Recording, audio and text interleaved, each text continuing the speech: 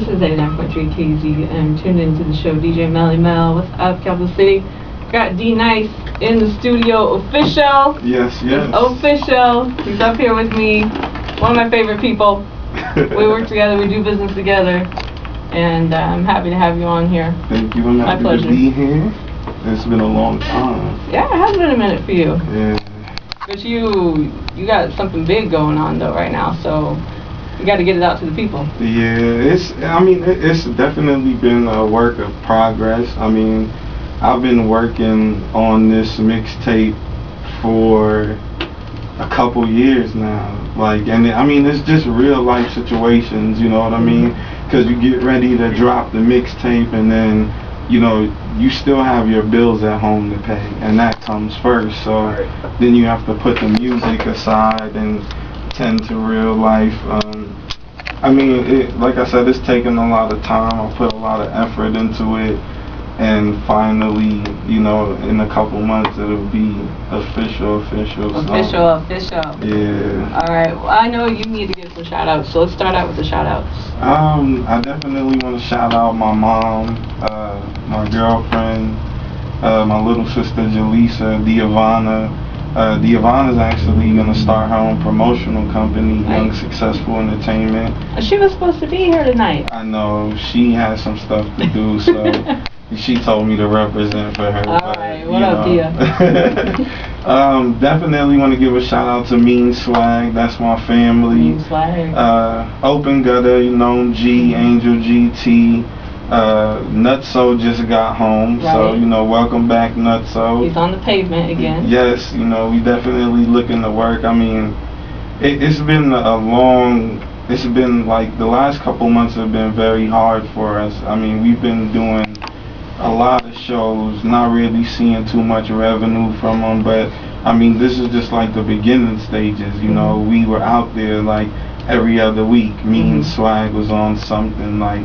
And I mean, you know, slow motion is better than no motion. Right, but you got to put in that work to get where you're going. So I mean, and you know, I just graduated from College of Hair Design about 5 months ago. Got my barber's license. Right. Have the barbershop, Off the Top Barbershop on 27th and Randolph with Alex Collier. Now, you know, I'm into the music. I mean, it feels good to actually be making progress now. Like, if I would have been doing this stuff a long time ago, probably be further, but you know, everything happens for a reason and over a certain amount of time. I mean, it's exciting, really, you know, like, big shout out to Young D-Boy, So Street Entertainment also. We've been doing a lot of work with them. He actually has his second album getting ready to drop, the Ready to Rumble Round 2. Right, and that's an event that's coming up too. Yeah, he's having the mixtape release party at the Bourbon in August. So, you know, I definitely suggest you be there. We'll be there. Big shout out to DVD Cali Boy. We've been doing a lot of stuff with Stingy. Big Six in Omaha. We keep in contact with them a lot. I mean, I'm just happy to be here. You know, it's a great experience. Not everybody gets this opportunity, so. All right, let's backstep a little bit. Tell us where you're from. Originally, like when you came onto the earth, where are you from? I was born in Jamaica, Queens. So. Yeah. All right, we got people in New York to listen, so you can shout them out. Yeah, big shout out to, you know, my New Yorkers. We out there. I was born on 113th in Linden, kind of like by LL Cool J's grandmother's house. I don't know, like. Did you kick it with LL Cool J's grandma? No, I wish I could. I don't think. I think we would have still had this interview, but it would have been with a lot more riches. And it would have been with a lot more trumps and horns. And, no doubt. You know, but I mean, I did see him on the avenue one day. He gave my friend $1, so you know. All right. It happens. That's a good story. Yeah, but I mean, I was born in Jamaica, Queens. Lived out there till I was 16. My mom, you know, I mean, it was basically like in New York, you don't really have to find trouble, it'll find you. Right. And then it's kind of one of those things where it's a different atmosphere than Nebraska. Like, in New York, there's actually like a sense of urgency and a lot of tension, and so ultimately you end up doing things like unknowingly, but at the same time it's still like present. But that's just the way life is, So. Right. Then I moved to Nebraska, the good life. And when did you get out here? I moved out here in 2002, right after 9/11. Okay. And I was convincing my mom, like, please, Mom, I don't even know where you're talking about. Like, Nebraska? What's Nebraska? Like, what's that? Yeah, like, on my bus ride here, because I took Greyhound down here, I swear the bus driver got me lost, because it was trees and cows and trees and cows and trees and cows and more trees and more cows. And he was like, Omaha, Nebraska, and there was still more trees and more cows. Right. And I'm like, oh, I'm lost. And, we finally got in town, and I got off the bus station. I got off the bus, and this was when the bus station was right downtown next to, like, Journal Star over in that area.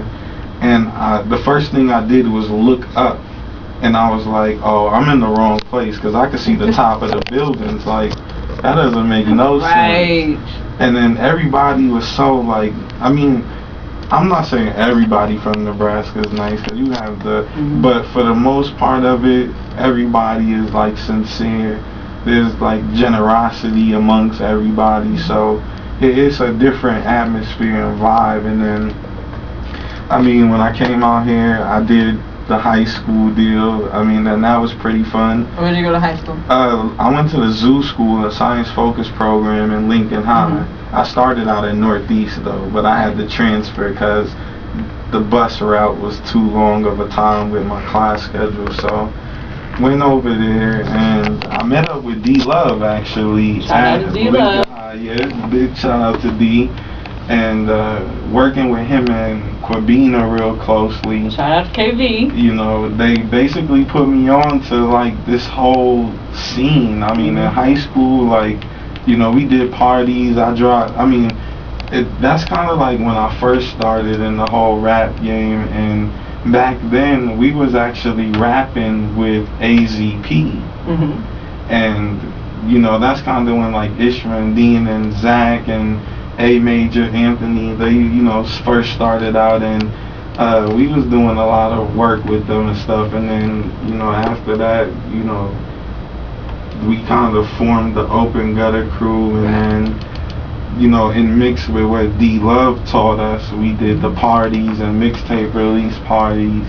And we do fundraisers too. I do a lot of work with the Food Bank of Lincoln and the Lincoln Action Program.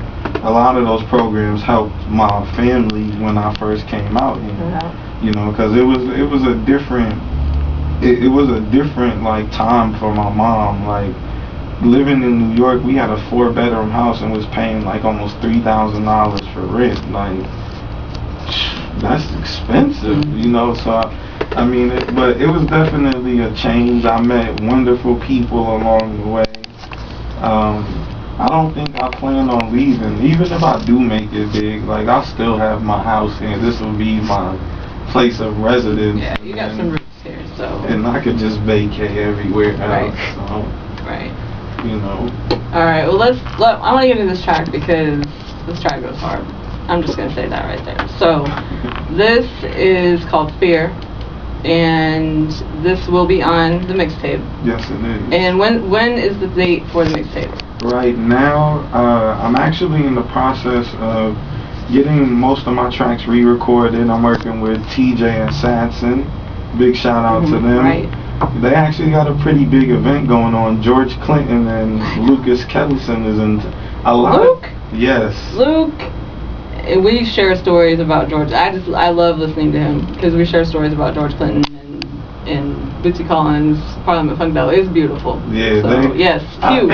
I told him, I'm like, any true musician or artist knows about George Clinton. Like, you may not like it, but you should know. Like, that's one of the founding fathers of the whole, like, funk. Like, it's just crazy. And one of that group is one of the most sampled for hip hop. Yes. Tracks. Definitely. So, But I mean, we're right now at the mixtape September. It'll be like this year September. I'm working on getting a couple more tracks done right now. I've been working with artists as Young Slim from Sioux City, Iowa. I actually spoke with DVD Cali Boy, trying to get D-Boy on the mixtape. I've been pushing for AZP. AZP, if you're listening, we need to get that track I need you done. on the track. Yes, I love AZP. Like they just talent. It's talent and it's different. You know what I mean? And it's positive. Like there's a difference now with the rap and hip hop, but that's a whole nother story. Right. This track though that I did, Fear. I did it with my guy Blue. He's from East Atlanta, but he resides out in Omaha. Rilla the Judge, he's from Lincoln. He was born in New York. He's from Lincoln. What up, Rilla? Yeah, Rilla. What up? Known G. I did a few tracks with him. That's my brother. What up, Known? He actually dropped his mixtape too, Straight Game, and I think they have it at the 402 and everything. But as far as like the topic of the track, I mean, really, like it's just fear. Like, you know, we live every day in fear of disappointment or just whatever. And I mean, it's not.